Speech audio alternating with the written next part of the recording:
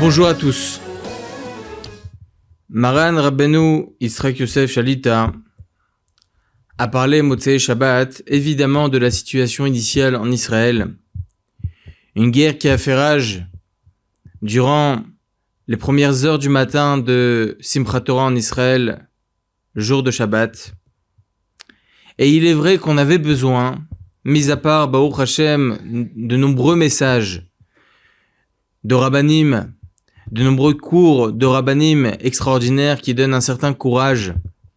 Mais il est vrai qu'on avait besoin aussi du message du grand rabbin d'Israël, fils de notre maître, Maran Rabbeinu Ovadia Yosef, Zichron Tzadik Vekadosh Livracha. Et le Rav a donné un cours exclusif pour donner un espoir inconditionnel au peuple juif, évidemment, mais aussi pour nous donner certains paramètres du message d'Akadosh Baruch Hu lors de ces moments difficiles. Alors tout d'abord, il nous a expliqué quel est notre travail. Est-ce préférable de jeûner? Est-ce préférable d'étudier? Est-ce préférable de ne rien manger? C'est ça, en réalité, le jeûne demandé par certains rabbanim. Et peut-être que ça pourrait évoquer, et ça pourrait, on va dire, faire trembler les cieux pour que Akadosh Baruch Hu retire ce décret sur le Ham Israël.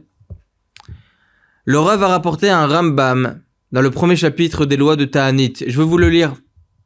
Le Rambam dit la chose suivante. Mizvat aseh min Torah lizok ou leharia bachatzot al kol tsara shetavo al hatzibur.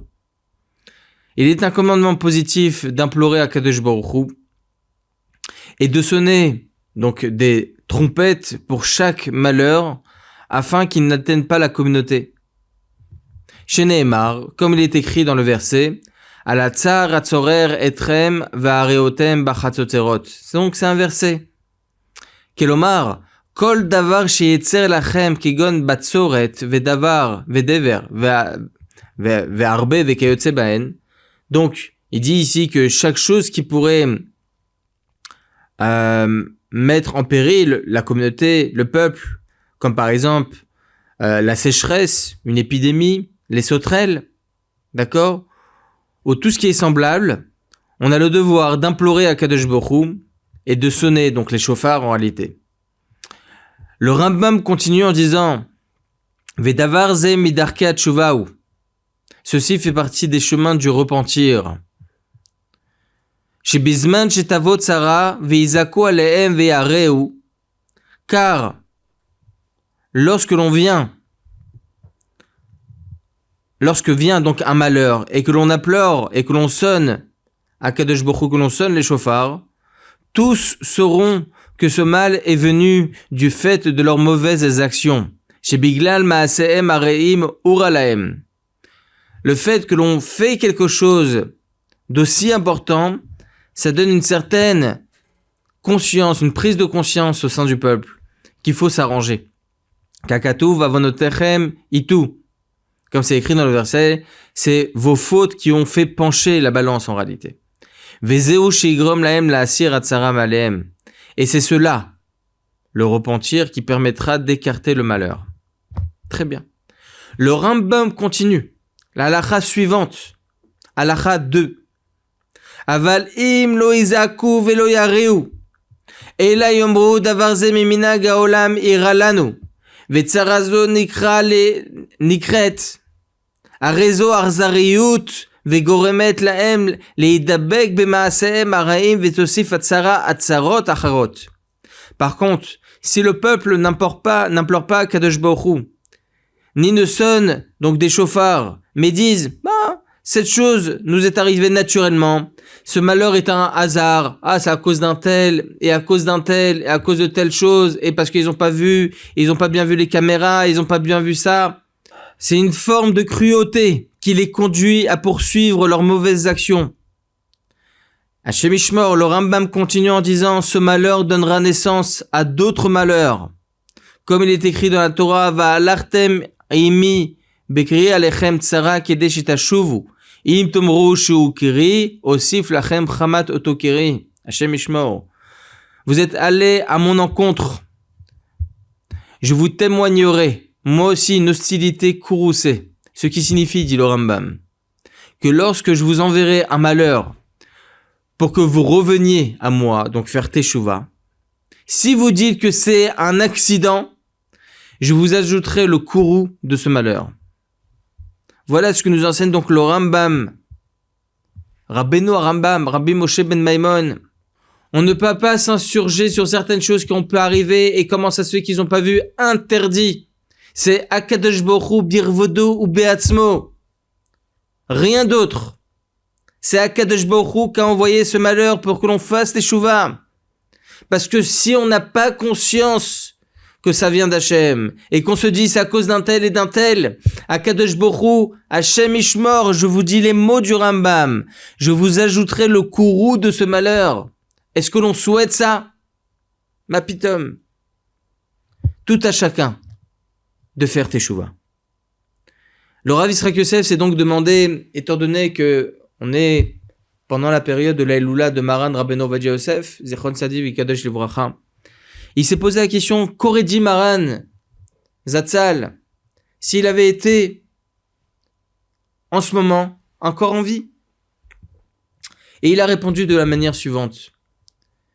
Il y en a eu des guerres malheureusement au sein du peuple juif, alors que l'État d'Israël existait déjà. Maran Rabbeinu Ovadia Yosef était présent durant toutes ces guerres, toutes les opérations militaires qui ont pu exister et subsister en Israël. Et le dénominateur commun de toutes ces guerres, c'est que Maran Zatzal avait un seul et unique discours. Se renforcer dans l'étude de Torah. Se renforcer de prendre un temps fixe pour l'étude de Torah. Et surtout, que durant cette étude, il fallait rester totalement dans l'étude sans discuter. Ta'anit Dibour, le jeûne de la parole.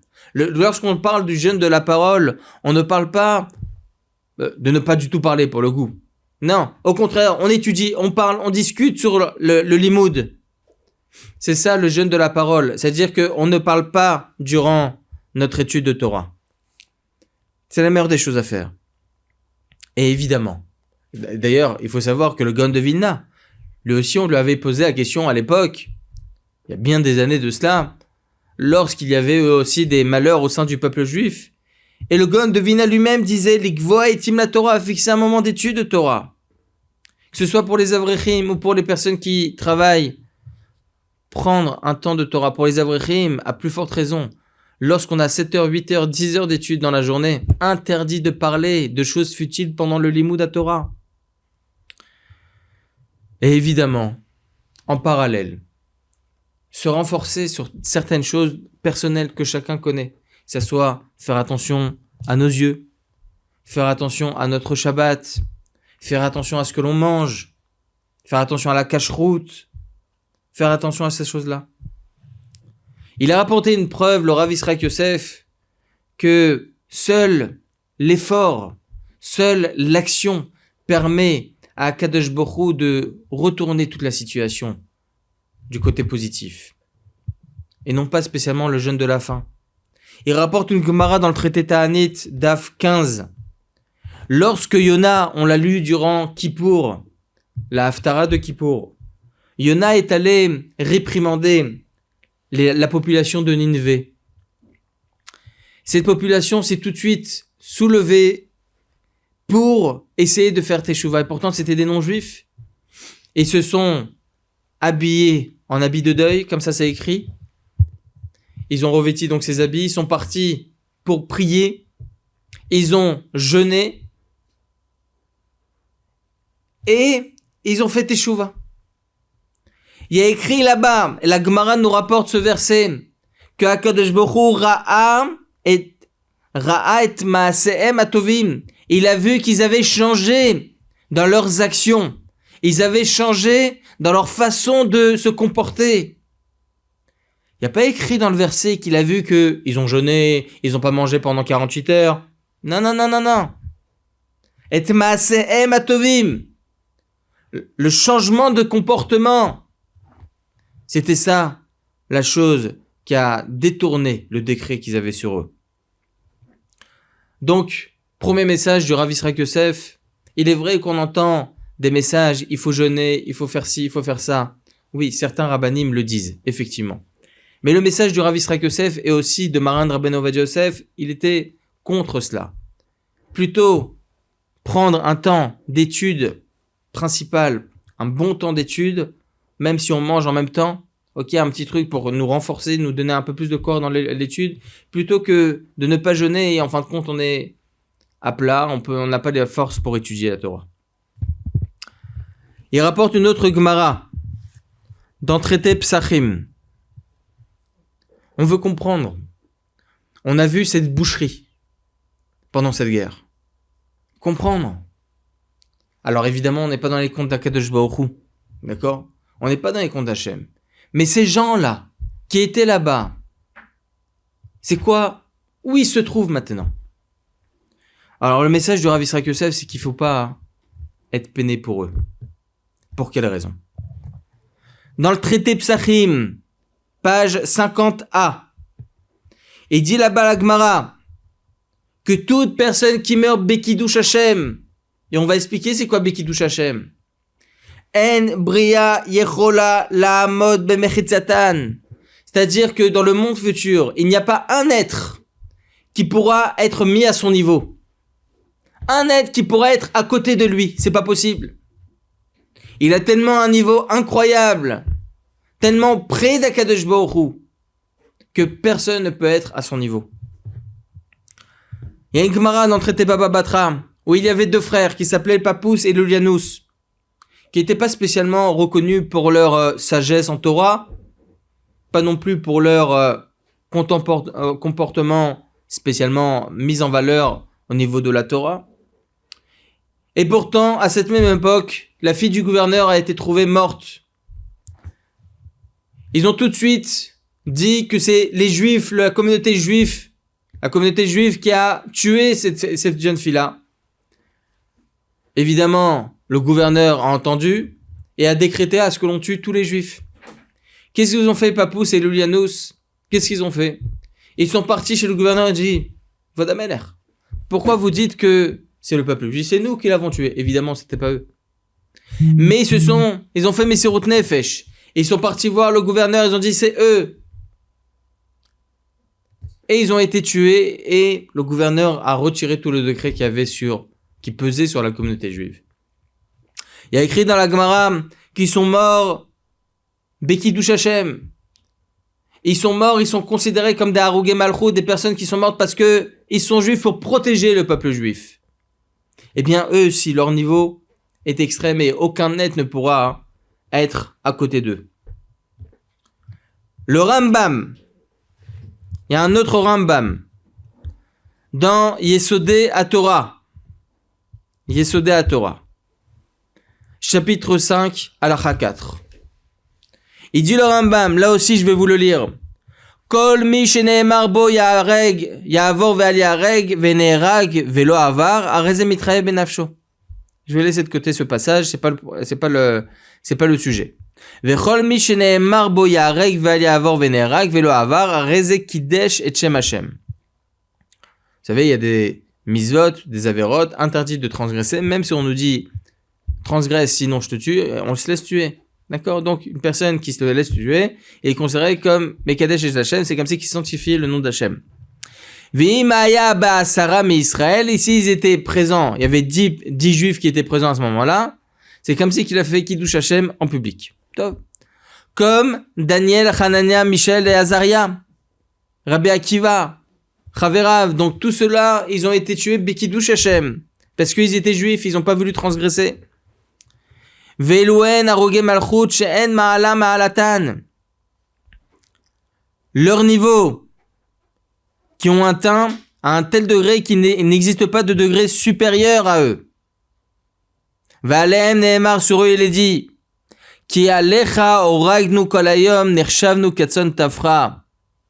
À leur sujet il est dit dans les psaumes 44, verset 23. Mais pour toi, nous subissons chaque jour la mort. On nous considère comme des brebis destinées à l'abattage.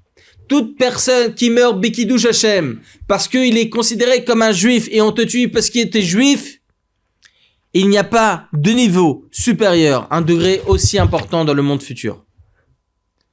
Et il est à côté de Rabbi Akiva, à côté de Daniel, Hanania, Michel et Azaria, à côté de toutes ces personnes qui ont été tuées parce qu'ils sont juifs. Même ce petit jeune là-bas, Hachem Ishmor, qui a été tué, toutes ces victimes de cet attentat, parce qu'ils étaient juifs, toutes les personnes qui meurent parce qu'ils sont juifs, tout cela, ils sont considérés comme des morts, Harugé Malchut, Bekidouche Hashem, et ils sont au même niveau que Rabbi Akiva. Dans le monde futur, ils sont côte à côte. On a une Igeret du Rambam. Il y a la Igeret du Ramban, Nachmanide, et on a aussi la lettre du Rambam. Il a écrit un Mahamar Kiddush Hashem. Et il dit là-bas, là aussi je vais vous le lire. Kelomar, Sheneherag al Kdushat Hashem. Afilu ayu avonotav kemo Yerovam ben Nevat vechaverav u me'olam haba. Va'afilu lo haya tamid chacham. Vechen amru alav shalom. מקום שהרוגי מלכות עומדים אין כל בריאה יכולה לעמוד במחיצתה כגון רבי עקיבא וחבריו וכל שכן דייקי תורה ומעשים טובים. C'est-à-dire, toute personne qui meurt par sanctification du nom d'Hachem, même si son niveau de faute était semblable à ceux de Yerovam ben Nevat. Yerovam ben Nevat, mesdames et messieurs, c'était un niveau, d'accord? Voilà, c'est vraiment l'image type, d'accord? L'image type pour considérer la personne qui a le plus de fautes, d'accord? Donc même si la personne a un niveau de faute comme Yerovam ben Nevat, mais qui meurt parce qu'il est juif, il est considéré comme Rabbi Akiva. Ve'en kol bria yechola la'amod bemechitzata. Dans le Gan Eden, il y a toutes ces personnes qui sont mortes, même le plus loin de la Torah, côte à côte avec Rabbi Akiva, côte à côte avec Daniel, Michel, Azaria, côte à côte avec tout la Harugé Malchut. Le Midrash Yalkut Shimroni, il réitère cette idée. Il dit même si la personne n'était pas du tout religieuse, pas du tout dans la Torah, Im Ne'erag Biglal Eyoto Yehudi, s'il a été tué parce qu'il est juif, Naaseh Chassidav Shel Kadosh Baruch Hu, et devient la personne, le pieux pour Akadosh Baruch Hu. Le Midrash Talpiot, c'est un autre Midrash. Il rapporte là-bas que le Melech HaMashiach, il rentre dans une salle avec nos ancêtres, nos patriarches. Et il rentre dans une salle là-bas, il y a écrit comme ça, Yesh Mador Im Kol Harugé Malchut. Il y a comme une salle avec toutes les photos Hachem Ishmor. Toutes les personnes qui sont mortes. Toutes les personnes qui sont mortes parce qu'ils sont juifs. Et il rentre là-bas et il crie à Kadosh Baruch Hu. Et il crie à Kadosh Baruch Hu. Et à ce moment-là, tous les malachim tremblent. Et Kadosh Baruch Hu pleure. Il fait tomber 2 gouttes de larmes. Comme ça, c'est écrit dans le Midrash Talpiot. Rabbi Yonatan Aibeshitz, dans son livre Yaharot Vash, il dit qu'effectivement, toutes ces personnes-là qui meurent parce qu'ils sont juifs, ils sont considérés aux yeux d'Akadosh Baruch Hu comme tzadikim gmurim. Toute notre vie, on essaye d'avancer en Torah, en Mizot, en Maasim Tovim. Toute notre vie. Cette personne-là, en un instant, parce qu'il a été tué, même s'il y a un instant, il était en train de danser, même s'il y a un instant, il transgressait l'homme échané, il est considéré à cet instant T pour Akadosh Baruch Hu comme un tzaddik gamour, un parfait, la perfection absolue, au même titre que Rabbi Akiva. Le Sefer HaRokeach nous enseigne que dans le monde futur, il y a comme 7 rangées face à Akadosh Baruch Hu. Il y a 7 rangées. Et dans la première rangée, il y a qui? Les Rabbanim, les Gdolé Israël. Il y a qui là-bas?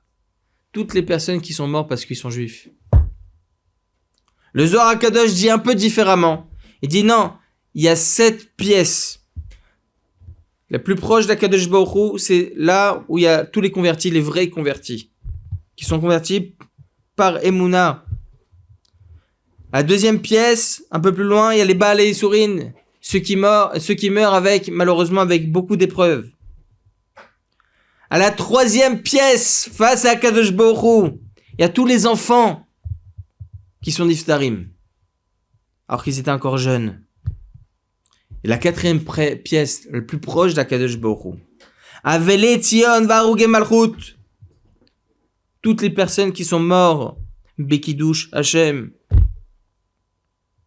Comme ça, il enseigne aussi Rabbi Moshe Cordovero. Le Zohar Kadosh, il donne une autre idée de ce qui se passe en haut. Que le Melech HaMashiach, il revêtit un manteau le jour de Rosh Chodesh, avec dessus toutes les personnes qui sont mortes Bekidush Hashem. Comme j'ai rapporté maintenant, parce qu'ils sont juifs. C'est considéré comme Kiddush Hashem. C'est spirituel tout ça, évidemment.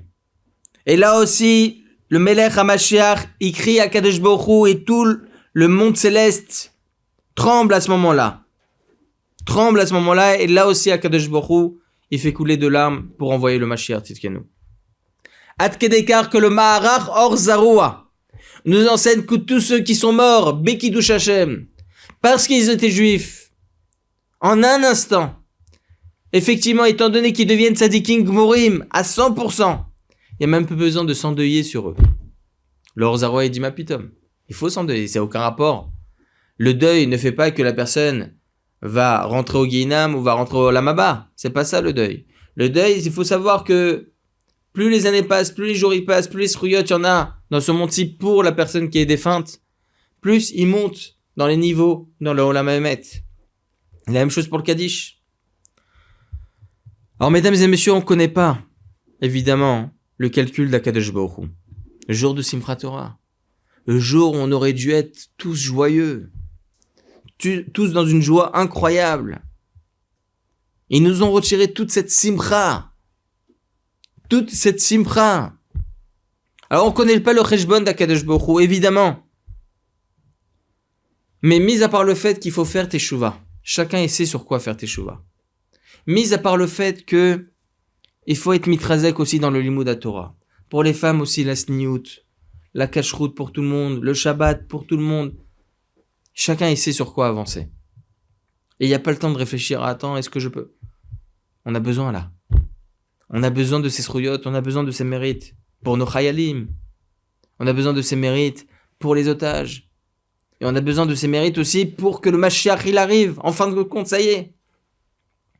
Mis à part cela, il faut savoir que pas tout le temps, à cause de nos fautes, Akadosh Baruch Hu, il envoie de telles épreuves. Nous, notre travail, c'est de faire teshuva, évidemment. Mais dans les cheshbon d'Akadosh Baruch Hu, certaines fois, c'est aussi pour autre chose. Aussi pour réparer les erreurs d'antan. Alors je m'explique, si le Rav Yisraël que c'est, je me serais jamais permis de le dire. C'est possible, c'est par rapport à des gilgulim. Alors ce sont des idées que c'est un peu difficile à expliquer, mais comme il dit le Harizal qu'aujourd'hui, on n'a plus de nouvelles âmes. Toutes les âmes que l'on a aujourd'hui sont des âmes qui reviennent. D'accord ? Qui reviennent pour réparer les erreurs qu'ils avaient fait dans leur monde, qu'ils avaient fait à leur époque. Donc, on voit cette idée. Deux histoires que Bezrat Hashem, on va essayer de raconter.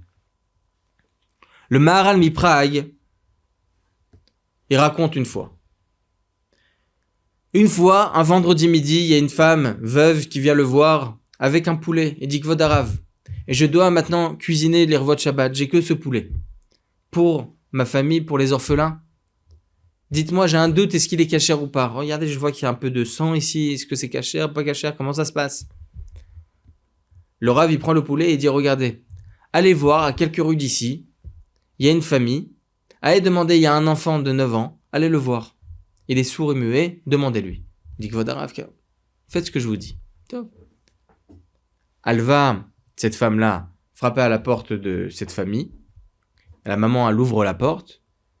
Et la femme raconte, le Maharal Mipraï nous a demandé de demander à votre fils. Mais il dit, mais je comprends pas.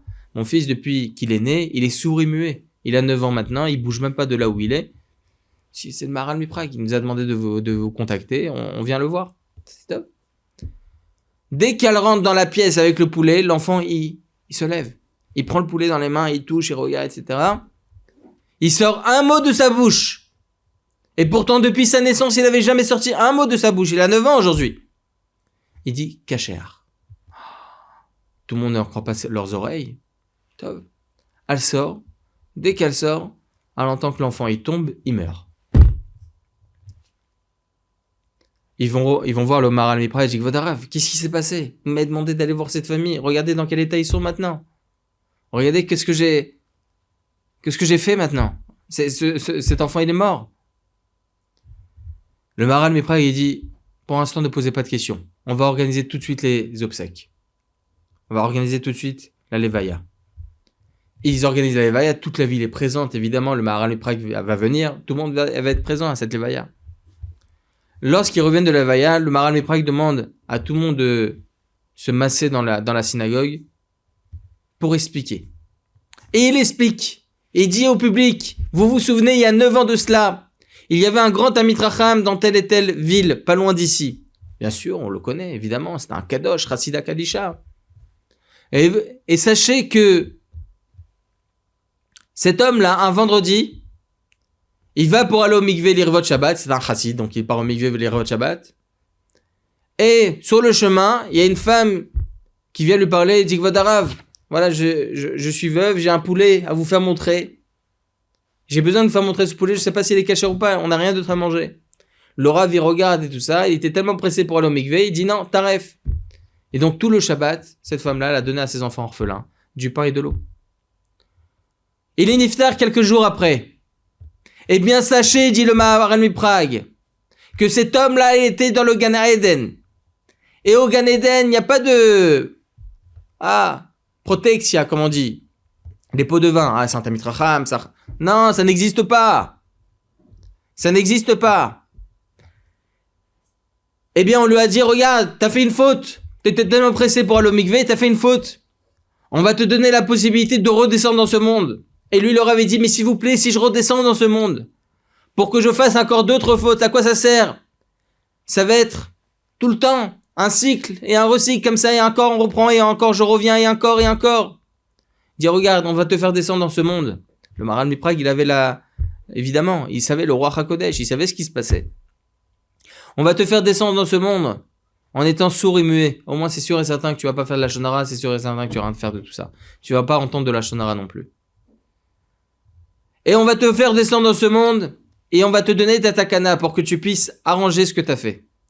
Et effectivement, c'est ce qui s'est passé. Il avait 9 ans, cet enfant. Eh bien, à l'âge de 9 ans, il a eu sa takana.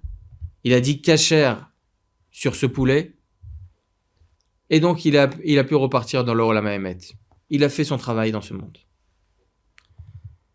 Donc, il veut nous dire ici, le Rav Yisraël Yosef, par cette histoire, que on entend certaines fois des histoires qui paraissent difficiles à comprendre. Comment Akadosh Baruch Hu, il a pu... Alors, mis à part le fait, évidemment, étant donné qu'on ne connaît pas les Cheshbonot d'Hachem, il faut faire Teshuvah, évidemment. Mais toutes ces personnes-là qui sont Niftarim B'Kiddush Hashem, ils ont eu un rôle dans ce monde incroyable. Un rôle de tikkun, ils ont arrangé déjà leur âme. Ils ont un niveau qui sont énormes dans le monde, dans le Olam Haemet, comme on a expliqué au préalable. Et ça vient arranger aussi tout le monde. Regardez cette unité extraordinaire qu'on voit dans ce monde, dans le Ham Israël en ce moment. Combien de personnes qui essayent d'avancer, de se renforcer. Il raconte une deuxième histoire avec le Rav Shimon Agassi. Il a écrit un livre, Imre Shimon. D'ailleurs, la moitié de ce livre, ça parle que des Hagunot, les femmes qui savent pas où ils sont leurs maris.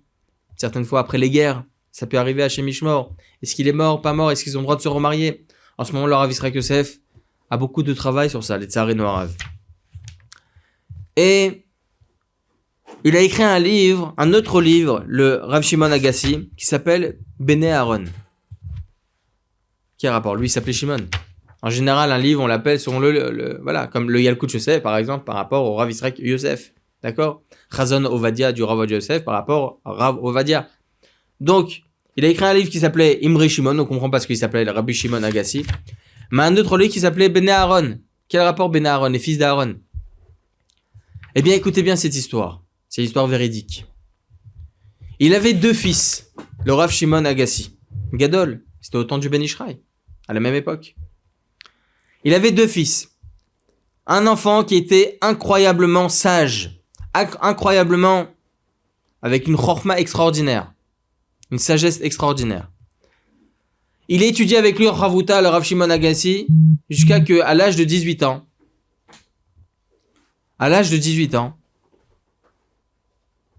il y a un virus qui vient sur lui. Chez Mishmor, il tombe malade. Et au bout de quelques jours, il meurt. Alors évidemment, la famille détruite, ils en peuvent plus. À la Levaya, ils pleurent. Tov. Il avait un autre fils. Ce deuxième fils-là, il était encore avec plus de sagesse que son premier fils. Et il étudiait avec lui. À l'âge de 18 ans, on essaie de lui proposer Baruch Hashem Shidur, un parti pour qu'il puisse se marier. Et Baruch Hashem, ça se concrétise. Il fixe le mariage pour avant Purim. Et là, quelques jours avant le mariage, là aussi, il tombe malade. Quelques jours après, il niftar. Là, le Rav, il n'en peut plus. Le Rav, il est complètement détruit. Il ne veut recevoir les condoléances de personne. Il ne fait que pleurer. La communauté vient voir le Ben Ishraï. Dit Kvod Harav, regardez la situation du Rav Shimon Agassi. Il veut accepter les condoléances de personne. Il reste assis dans son coin. Il ne fait que pleurer. Comment on va faire? Il avait que 2 enfants et ils sont niftarim. Stop, laissez-moi faire. Le Ben Ishraï, il revêtit donc son habit habituel que l'on connaît. Et il va voir le Rav Shimon Agassi qui était assis endeuillé. Et il dit comme ça, le Ben Ishraï, Rabbi Shimon, est-ce que tu crois aux paroles du Harizal? Est-ce que tu crois aux écrits du Harizal, lequel écrit explicitement que les âmes que l'on a aujourd'hui ne sont plus des nouvelles âmes?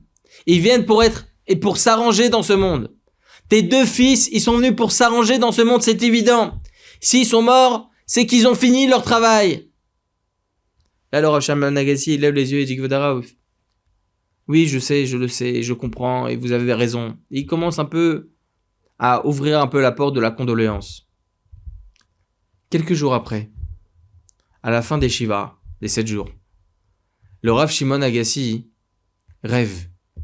Ses 2 fils viennent dans son rêve et dit Papa, sache que nous sommes le Gilgul, donc la représentation d'âme, de Nadav et Avihu, les 2 fils d'Aaron à Cohen, qui ont été tués dans le désert. Et on est revenu plusieurs fois dans ce monde pour s'arranger, pour arranger nos erreurs. Et on n'a pas réussi. Jusqu'à qu'on est venu à ton époque. Tu étais notre père et on a pu s'arranger. Donc on te remercie, notre âme est complètement pure. On n'a plus besoin de revenir. Après cette histoire, après ce rêve, il a écrit un livre, le Rav Shimon Agassi, sur certaines halachot, et il a appelé ce livre-là Bnei Aaron, les fils d'Aaron, en faisant référence aux fils d'Aaron à Cohen, Nadav et Avihu. Mesdames, messieurs, ce que le Rav a voulu faire pendant ce shiur, c'est de bien comprendre que, évidemment, il faut faire teshuva. On n'est pas dans les comptes d'Hachem, donc on ne peut pas savoir ce qui se passe. Il faut faire teshuva.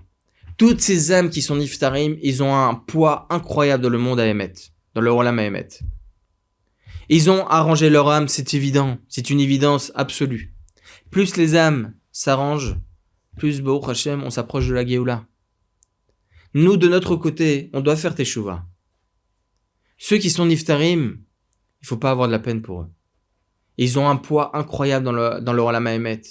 Ils ont un mérite extraordinaire que nombreux sont les Gdolei Israël qui auraient voulu être devant le talon de ces tzadikim qui sont niftarim. Gardons espoir. Akadosh Baruch Hu est grand. Akadosh Baruch Hu sait ce qu'il fait. Et Akadosh Baruch Hu, par le mérite de ces tzadikim qui sont niftarim, on aura très très bientôt la Géoula Shelema. Amen va Amen.